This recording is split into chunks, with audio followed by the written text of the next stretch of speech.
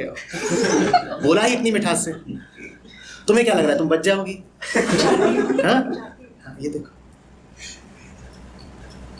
क्या कह रहे हैं माताश्री पिताश्री, कर लो, या कह रहे हैं कि ना करो, कर लो। तुम क्या कह रही हो? नहीं करनी। ये तो हर लड़की कहती है शुरू शुरू में। तुमने नया क्या बोला? ये तुम अपनी शर्माहट, अपनी ब्लशिंग देखो। तुम तो अभी से विवाहिता हो। तैयारी, ट्रेनिंग पूरी है बिल्कुल। ऐसे ही तो शर्माना होता है। जब इतना कुछ सीख लिया है तो आगे के कामों से कैसे बच जाओगी? छोटी बच्ची पैदा होती है, उसे पता होता है कि ऐसे शर्माना है। जिन्होंने तुम्हें सिखा दिया यूं शर्माना, उन्होंने जो बाकी बातें सिखाई हैं वो भी तुमने सीख ही ली होंगी। तुम्हें अनुपालन करना पड़ेगा।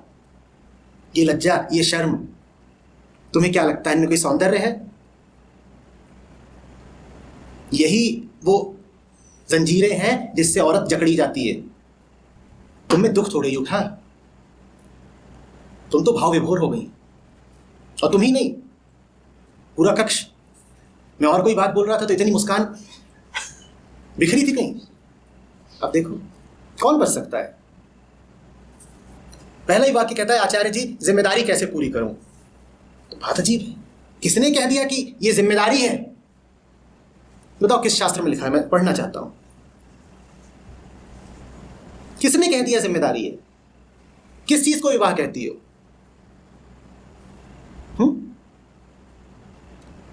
मुझे समझाओ, मैं थोड़ा नासमझ आदमी हूं, मैं नहीं जानता, मुझे बताओ किसको विवाह कहते हो? मैं सत्य जानता हूं, परमात्मा जानता हूं, मैं प्रेम जानता हूं, आनंद जानता हूं, मैं मुक्ति जानता हूं, सरलता जानता हूं। मुझे विवाह समझाओ क्या होता है? मैंने किसी उपनिषद में इस नाम का शब्द पढ़ा नहीं। मैं जानना चाहता हूं ये जिम्मेदारी कैसे हो गया। मूढ़ बनाऊं, मुझे तो इतना पता है कि जो पैदा हुआ है उसकी एक जिम्मेदारी होती है मुक्ति। ये 50 जिम्मेदारियां कहां से आई? जवाब दो, ये क्या है? विवाह क्या है? ये प्रश्न ही दिमाग में नहीं आता ना। और मैं खिलाफ नहीं हूं विवाह के।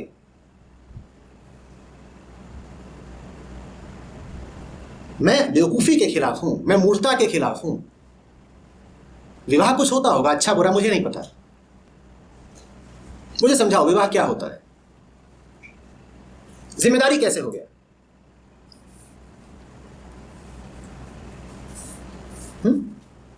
और खास तौर पर ऐसा विवाह जो मम्मी पापा के कहने से किया जाए,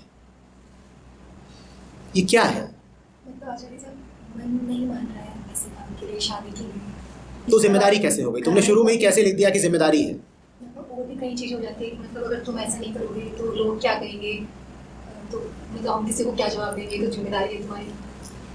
तुम कुछ हो या जितनी हो बस लोगों के लिए हो? कुछ निजी है तुम्हारा? विवाह का मतलब जानती हो क्या होता है? किसी दूसरे व्यक्ति की निरंतर संगति को स्वीकार कर लेना। दिन रात सिखाता रहता हूं कि एक चीज है अगर जो आदमी के पूरे जीवन का फैसला कर देती है, वो है संगति। तुम जिसके साथ रह रहे हो तुम वही हो जाओगे। तुम किसके साथ रहने जा रही हो जिंदगी भर के लिए, या कम से कम कुछ सालों के लिए? और क्यों? कैसे चुना तुमने?